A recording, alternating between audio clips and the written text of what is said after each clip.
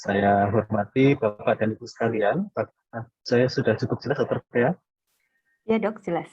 Ya, baik. Terima kasih Bapak dan Ibu sekalian.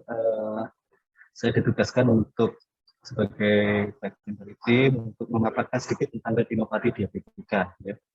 Ya, mungkin Bapak dan Ibu sudah sering dengar mengenai retinopati diabetika. Ini kita review kembali, mudah-mudahan menjadi penyegaran buat kita semua. Ya, seperti tadi Dr. Thea sebutkan bahwa diabetes ini merupakan masalah atau problem global, ya, di mana sebetulnya apa yang tampak oleh kita diabetes ini sebetulnya seperti fenomena gunung es, ya. Jadi masih banyak masyarakat kita itu yang ternyata sebetulnya itu belum terdiagnosis diabetes mellitus. Ya, kalau dikatakan tahun 2013 itu ada 382 juta, nah ternyata 46% atau hampir separuhnya dari diabetes itu yang belum terdiagnosis. Nah, untuk di Indonesia sendiri, ya, begitu pula sama dengan negara-negara lain, ya. Jadi diabetes itu diproyeksikan jumlahnya akan meningkat, ya. Ya, kalau di Indonesia tahun 2017 ada 10 juta, nah dikatakan 2045 ini akan meningkat menjadi 16 juta. Nah, ini akan akan menimbulkan beberapa PR, ya, terutama komplikasi-komplikasi terkait dari diabetes mellitus. Nah, sedikit mereview kembali tadi bahwa kita sudah melakukan penelitian di Jogja, ya, didapatkan angka bahwa 43,1% dari pasien diabetes mellitus ternyata sudah menderita retinopati diabetika, ya. Jadi hampir separuhnya orang diabetes mellitus yang ada di Jogja itu separuhnya itu sudah ada komplikasi di retina, ya, yang disebut retinopati diabetika. Dan 26,3%, ya, atau kurang lebih seperempatnya dari orang diabetes yang ada di Jogja itu sudah memiliki retinopati diabetika yang mengancam penglihatan, ya. Jadi kalau mengancam penglihatan itu artinya ya sudah mulai ada gangguan, ya, dan kalau tidak ditangani makin lama akan makin memburuk dan akhirnya akan jatuh ke arah gangguan berat atau kebutaan. Nah, ini yang dua matanya sudah mengalami kebutaan, ya.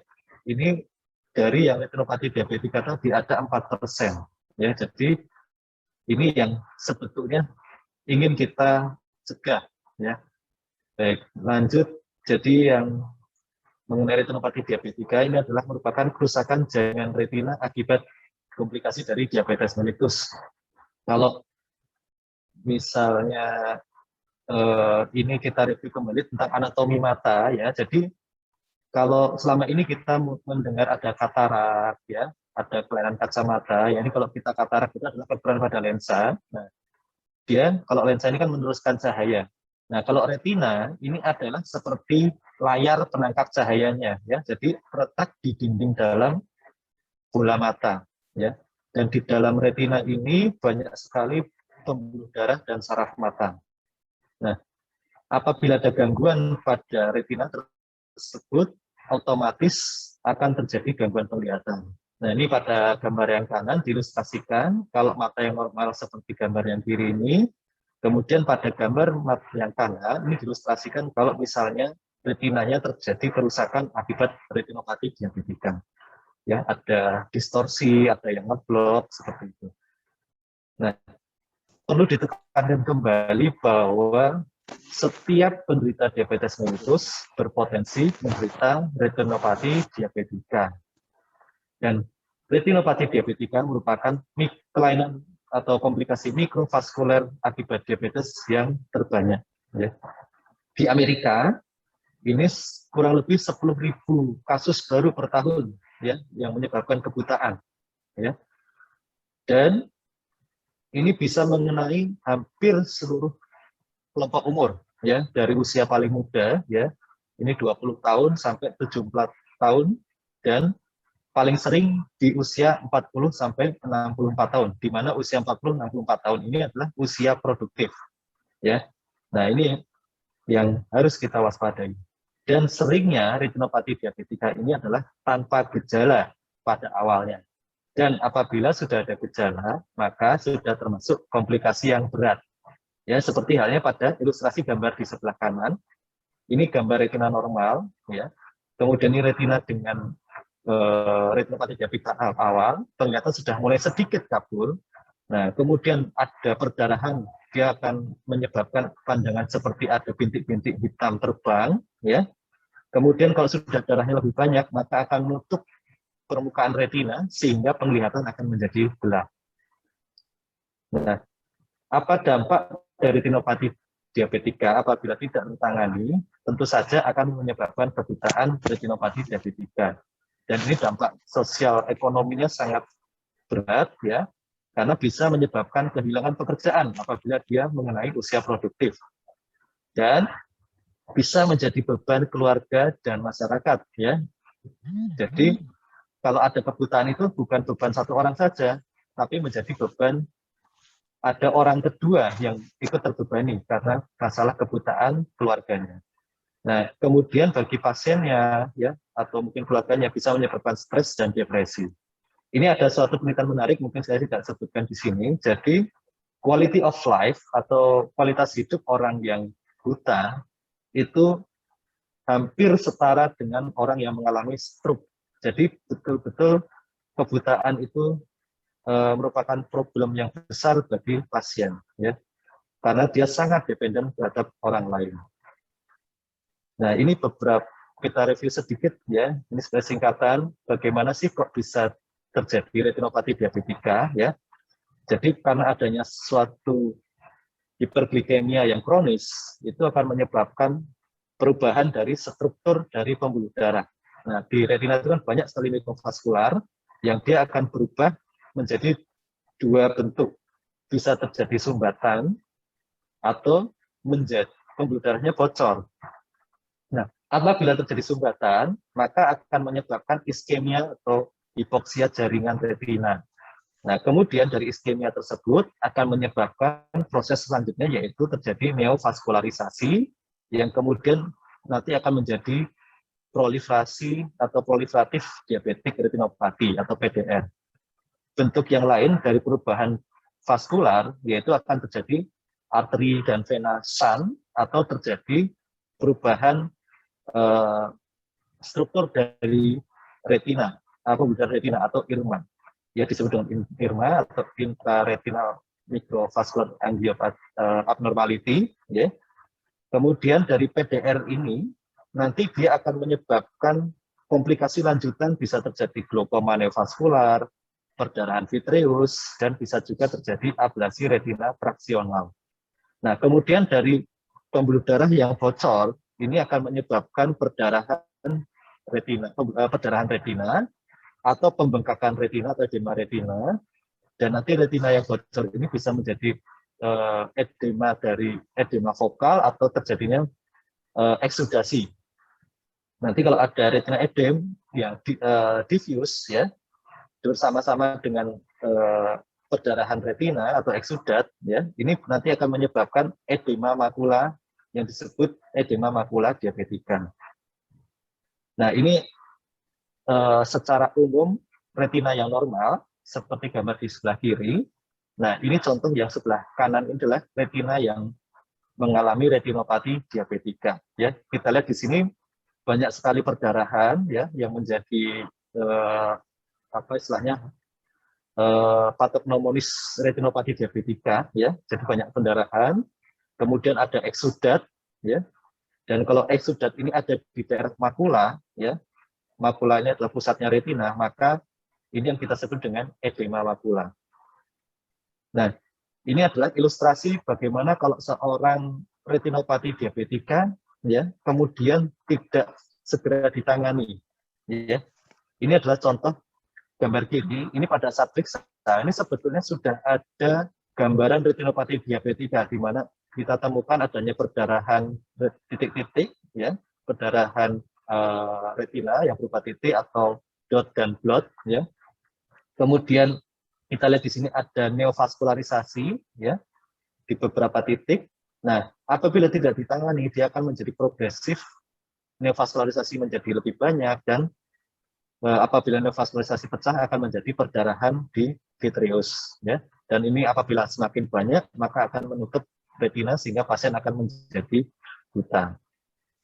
Nah, ini kita lebih detail lagi, review sedikit tentang kelainan-kelainan di retina, ya. Ini kita lihat kalau ada titik-titik di retina, ya, bercak-bercak titik merah di retina, ini kita sebut dengan mikroaneurisma. Jadi mikroaneurisma itu adalah pembuluh darah kapiler yang istilahnya kayak ballooning atau menggelembung, ya, sehingga berupa titik-titik. Kemudian apabila titik-titiknya itu pecah, ya, aneurisma pecah, maka akan menyebabkan perdarahan di retina, ya, berupa titik merah yang lebih besar lagi. Nah, selain itu, kemudian pembuluh darah itu juga ada kebocoran juga, itu muncul yang namanya eksudat, ya, yang berupa tanda gambarannya adalah bercak-bercak kuning, ya, pada retina. Kita lihat gambar selanjutnya. Ini contoh eksudat yang cukup banyak di daerah makula, ya, sehingga kita sebut dengan edema makula diabetika, ya. Kalau kita lihat di tempat lain, ini ada eksudat yang lunak, ya, atau cotton wool spot, dan kita lihat juga ada perdarahan di retina. Nah, ini kita lihat gambar lagi yang lebih berat lagi. Ini adalah contoh retinopati diabetika proliferatif atau PDR, ya. Kita temukan adanya neovaskularisasi yang cukup banyak. Jadi terdapat jaring-jaring neovaskular yang terletak pada diskus, ya, dan juga di bagian retina yang lain, ya. Ini dan apabila neovaskularisasi itu pecah, dia akan menyebabkan adanya perdarahan di permukaan retina, ya. Dan ini contoh gambar yang sebelah kanan ini ada bercak titik-titik. Ini adalah retina yang sudah dilakukan laser fotokoagulasi. Nah, apabila tidak ditangani, retinopati diabetika akan menyebabkan proliferatif yang lebih berat lagi, yang menimbulkan jaringan fibrosis di permukaan retina, yang apabila tidak ditangani akan menyebabkan ablasio retina traksional, ya. Jadi retinanya tertarik oleh karena adanya jaringan fibrosis di permukaan retina. Nah, ini secara singkat, dan ini adalah klasifikasi dari retinopati diabetika, ya, dan rekomendasinya dari International Classification of Diabetic Retinopathy and Macular Edema. Ya, jadi retinopati diabetika nanti ada pada saat screening itu bisa juga dia tidak ada retinopati diabetika, ya, bisa juga nanti terjadi non-proliferatif diabetic retinopathy yang ringan atau mild, bisa juga moderate, dan juga bisa severe. Nah, ini adalah tanda-tanda penemuan klinisnya, ya. Jadi kalau misalnya pada yang severe, ini sudah mulai ada perdarahan 20 titik, ya, minimal, ya, pada 4 kuadran retina. Kemudian adanya venous bleeding pada 2 kuadran atau lebih, kemudian ada irma pada 1 kuadran atau lebih. Nah, kalau sudah severe NPDR, itu sudah mulai harus dilakukan rujukan ke oftalmologis. Nah, kalau sudah proliferatif diabetic retinopathy, di mana tandanya adanya vaskularisasi, ada perdarahan preretina atau perdarahan vitreous, terus kemudian muncul jaringan fibrovaskular dengan traksi pada retina, maka sudah pasti dia perlu rujuk ke oftalmologis. Ya. Kemudian tentang edema makula, ini kalau kita lakukan screening nanti ada yang tanpa edema makula dan ada juga mungkin dengan edema makula. Ya, tandanya edema makula itu adanya penebalan pada polus posterior atau daerah makula, ya, ada hard exudat tandanya. Nah, ini yang jelas kalau misalnya ada edema makula, ini memerlukan rujukan ke oftalmologis. Nah, lalu untuk tata laksana itu ada beberapa yang bisa dilakukan apabila dari retinopati diabetik. Yang pertama adalah laser fotokoagulasi, yang kedua injeksi intravitreal, baik itu anti-VEGF, ya, maupun steroid. Lalu yang jalan terakhir yaitu dilakukan vitrectomy. Nah, ini adalah ilustrasi kasusnya. Ini retinopati diabetika, ya, kemudian dilakukan laser. Nah, diharapkan dengan dilakukan laser, maka neovaskularisasi yang ada di seluruh permukaan retina ini akan mengalami regresi, dan tidak ada perdarahan pada retina kembali. Nah, ini contoh scar retina yang pada pasien yang sudah dilakukan laser. Dan kita lihat di sini retinanya cukup stabil, tidak ada neovaskularisasi maupun perdarahan pada retina. Nah, kemudian tata laksana yang kedua ini adalah injeksi anti-VEGF atau steroid.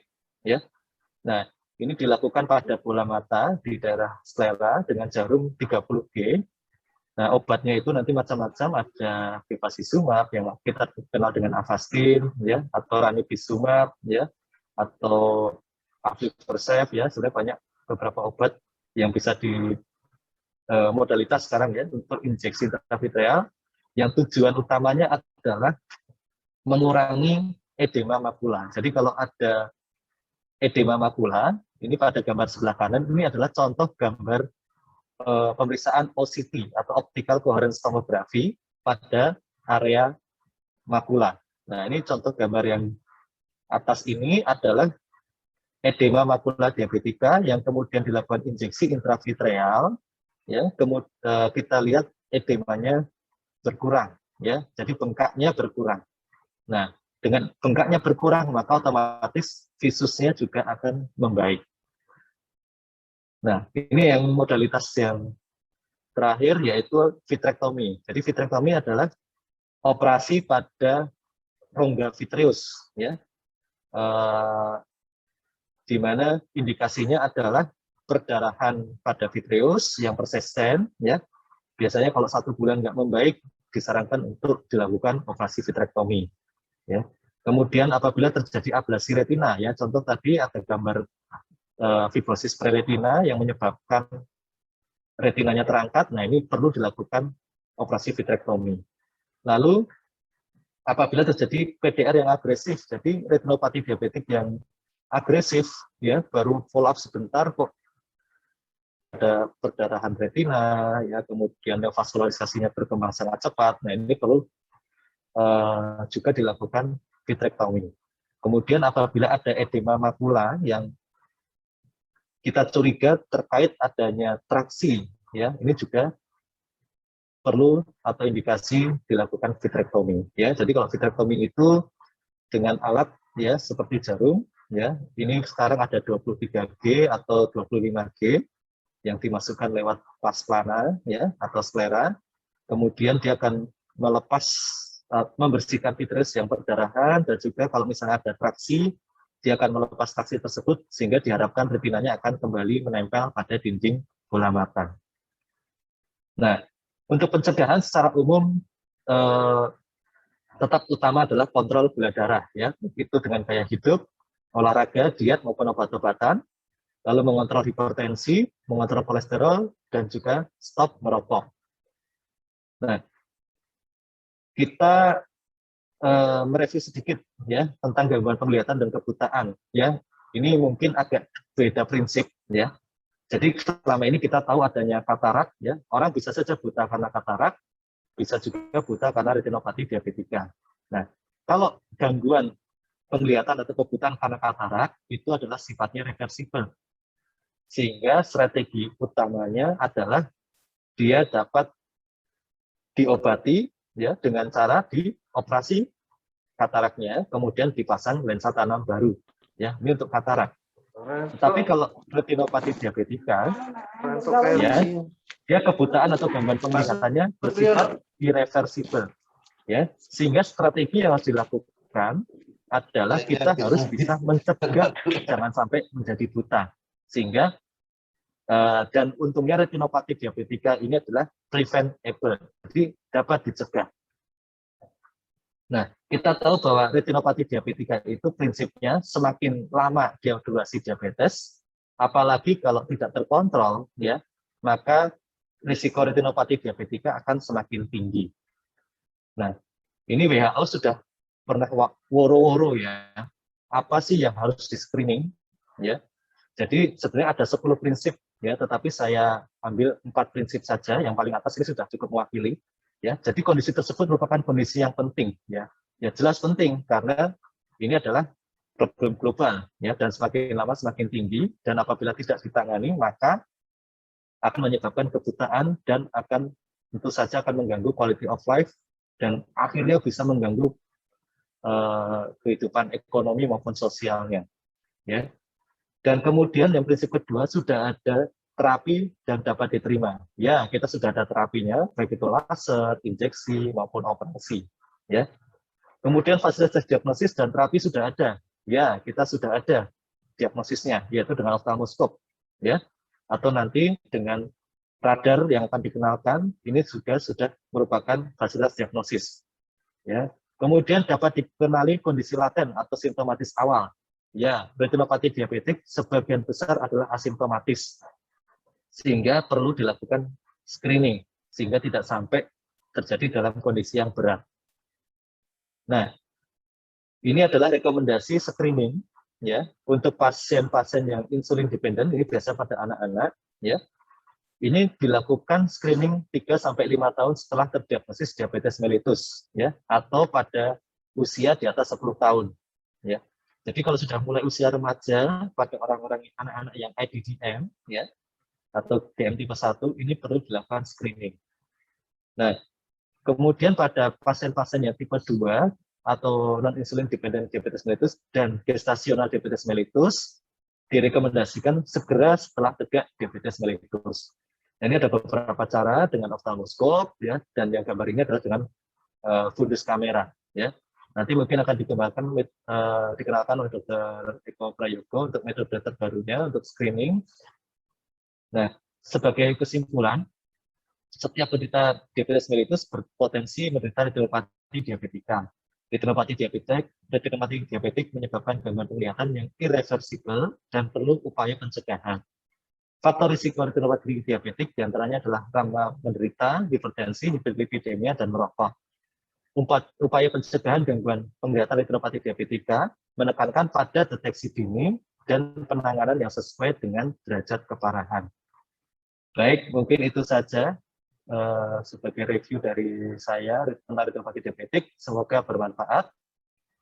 Kami kembalikan kepada Dr. Fea. Silakan, Dr. Fea. Ya, terima kasih sekali Dr. Firman atas pemaparannya. Untuk materi dari Dr. Firman, akan langsung kami buka sesi tanya jawab. Bagi para peserta yang ingin menanyakan terkait dengan materi yang dipaparkan Dr. Firman, bisa langsung mengirimkan pertanyaannya melalui chat atau silahkan langsung bisa memencet tombol raise hand. Di bagian reaction itu diklik, nanti ada raise hand, silahkan yang mau bertanya.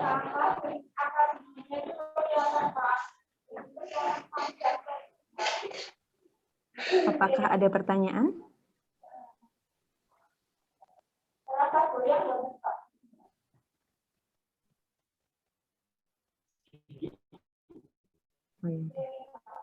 Baik. Tidak ada? Oh, ada. Ada satu pertanyaan, Baik, Dr. Firman? kalau tidak ada, nanti pertanyaan. Ada satu pertanyaan, dokter. Dari Dr. Vivin, Puskesmas Depok 1, dok, ada pertanyaan, bagaimana deteksi awal di vaskes dasar, yaitu Puskesmas, bila menggunakan oftalmoskop di masa pandemi ini, dok, apa APD level berapa yang digunakan atau diperlukan? Ya, baik, terima kasih Dr. Vivin. Ini pertanyaan yang bagus sekali. Di era pandemi ini memang kita harus berhati-hati. Jadi intinya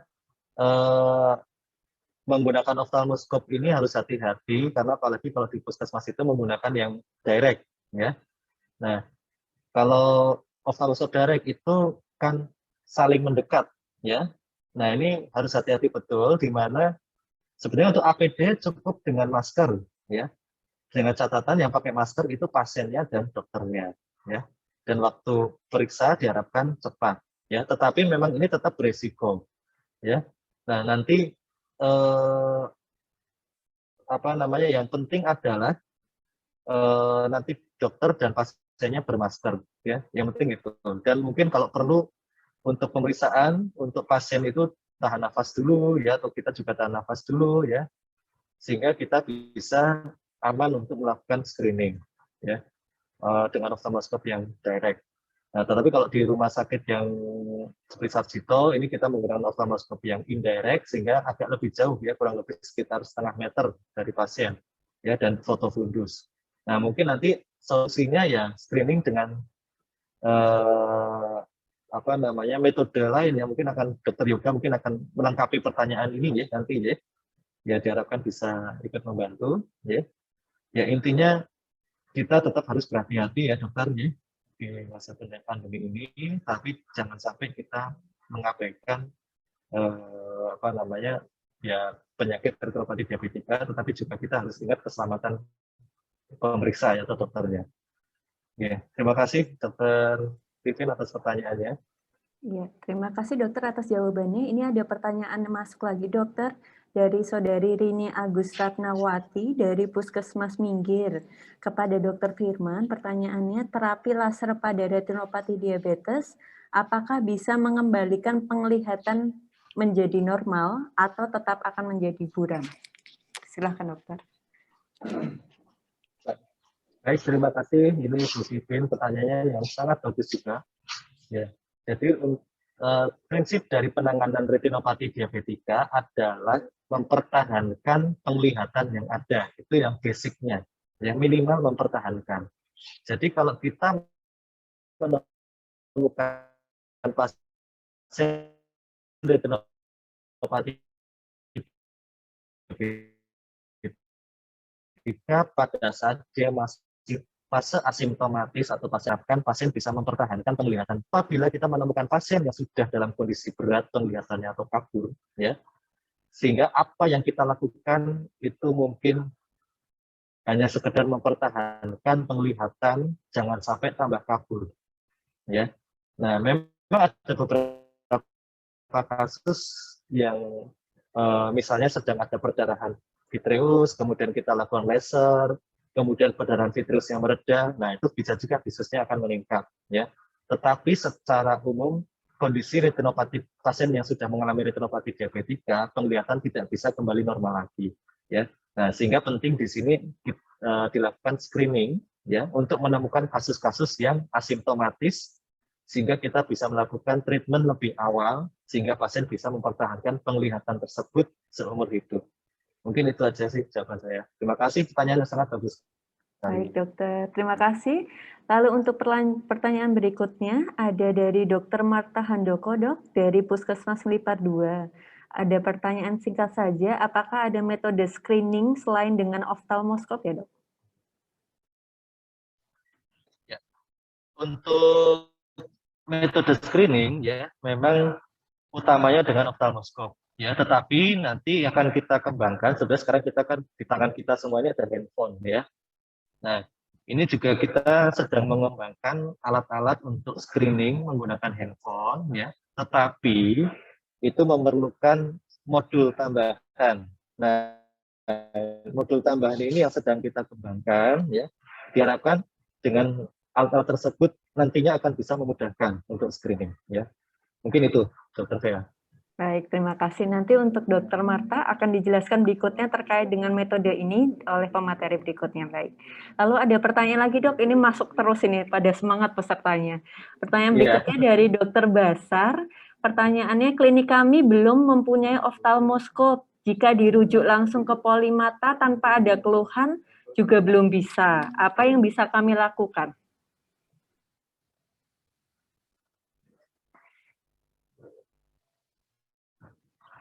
Ya, baik. Ya, dari Dokter Basar ya, terima kasih. Ini pertanyaan juga bagus sekali. Jadi kalau misalnya belum ada oftalmoskop ya, kemudian apakah bisa dirujuk ke polimata, apalagi kalau sistem rujukan ya dengan BPJS. Nah ini memang jadi problem. Apa namanya? Ya, ini saya belum bisa jawab persis, tetapi boleh dicoba dulu. Jadi misalnya ada diabetes, kita perlu screening, ya, coba aja dirujuk dengan curiga retinopati diabetika seperti itu. Nah, mungkin itu bisa membantu di ACC untuk rujukannya. Ya, mungkin itu Dokter Basar ya. Tapi saya tidak tahu apakah bisa apa tidak. Ya, mudah-mudahan bisa ya, karena ini sistem rujukan. Baik dok, terima kasih. Yang terakhir, lalu pertanyaan terakhir, iya dok. Dari Dokter Happy, pertanyaannya Happy, konsumsi makanan apa atau pola hidup bagaimana agar retinopati bisa tercegah? Ya, Dokter Happy ini, saya fokus juga ini sering sekali ditanyakan oleh pasien ya, dok makan apa ya dok ya? Ya kalau saya sih jawabnya yang penting makan yang dimana gulanya nggak tinggi ya, karena dominan kausanya adalah hiperglikemia yang tidak terkontrol ya. Jadi monggo, kalau saya sebenarnya lebih senang bukan dokter mata yang jawab ini nanti ya, tapi ahli gizi ya. Ya kita jadi lebih baik kita berkolaborasi dengan ahli gizi ya, mengoptimalkan di mana ahli gizi tersebut mungkin akan mempunyai saran-saran makanan apa yang baik dikonsumsi sehingga atau untuk pasien-pasien diabetes sehingga gulanya tidak naik seperti itu. Ya, intinya seperti itu sih. Ya, ya terima kasih. Ya. Dr. Baik, terima kasih sekali Dr. Firman. Pertanyaannya sudah terjawab semua. Semoga para peserta sudah mendapatkan insight yang lebih jauh lagi ya terkait dengan kondisi retinopati diabetika. Baik, terima kasih sekali Dr. Firman atas kehadirannya. Langsung kita lanjutkan ke materi berikutnya. Materi keempat yaitu pengenalan dan uji coba sistem radar atau Rapid Assessment Diabetic Retinopathy yang akan disampaikan oleh Dr.